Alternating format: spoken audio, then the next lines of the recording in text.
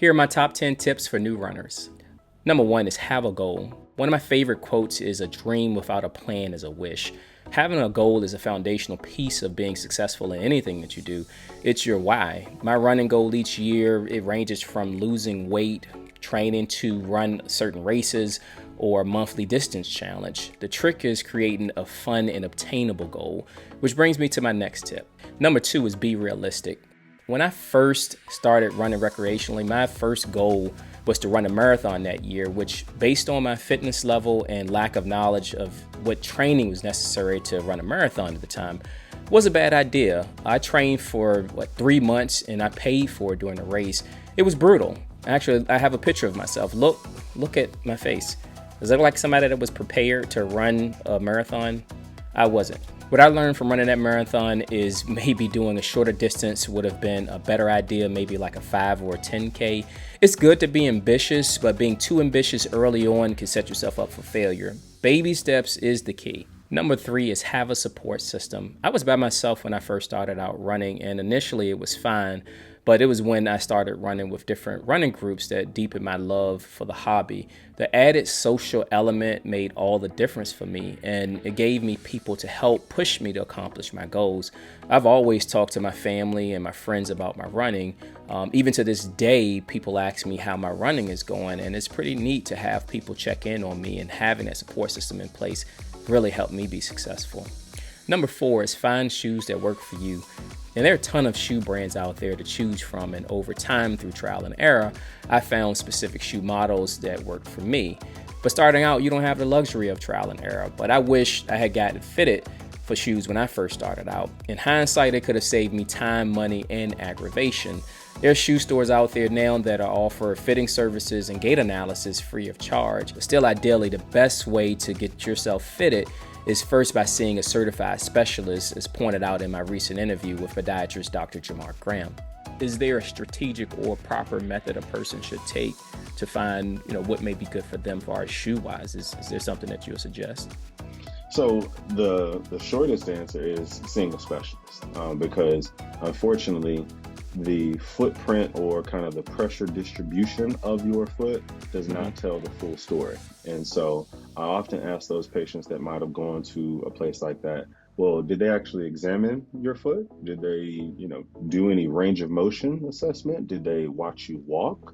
And even unfortunately, walking on a treadmill, as convenient as that is, biomechanically is not accurate.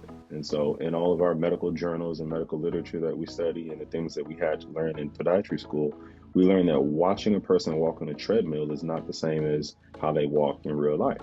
In real life, you are required to push off as you move forward. On a treadmill, that obstacle is completely eliminated. And so, there's a lot that gets lost when patients seek a kind of quick fix.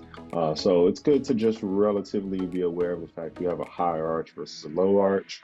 Those things can kind of impact the shoes that you choose and things like that. But ultimately, going in and seeing a podiatrist, seeing a foot and ankle surgeon, someone who is trained on that to be able to actually examine your foot, find out where your source of pain is, and then be able to make a recommendation is the best route to go. Number 5 is diversify your workout routine. Now, once you start running, it's easy to think that that's all you need to do is run. But it's important to incorporate some form of cross-training as an integral part of your overall success in your fitness journey.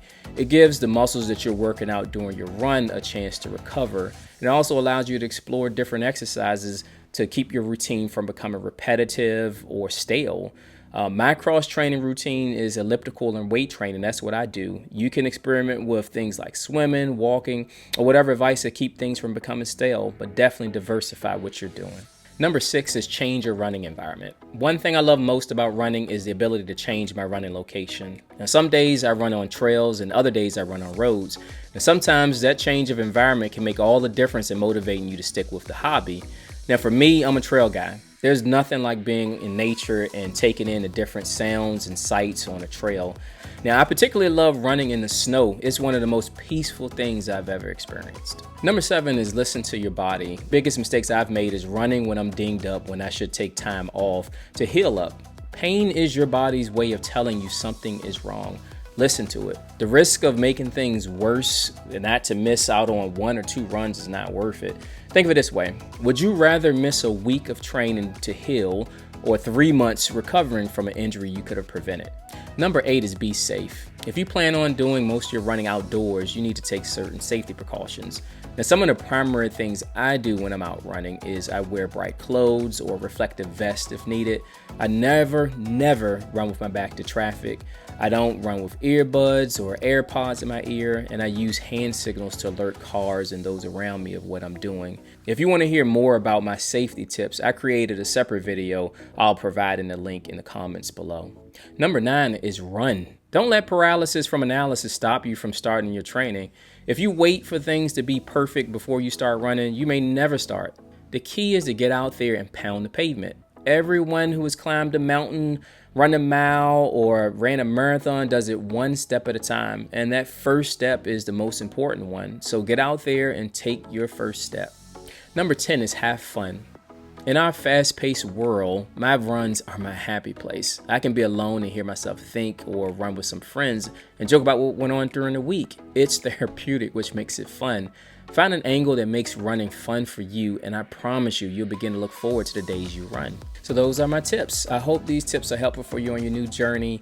Welcome to the running community, where I've met some of the kindest people and made some lifelong friendships. I'd love to hear from you, what your goals are, what you're training for. Please comment below, or please visit my channel or website at rvarunningman.com, where I have more running content like this video. But until next time, please be safe on the roads and trails. I'll talk to you later.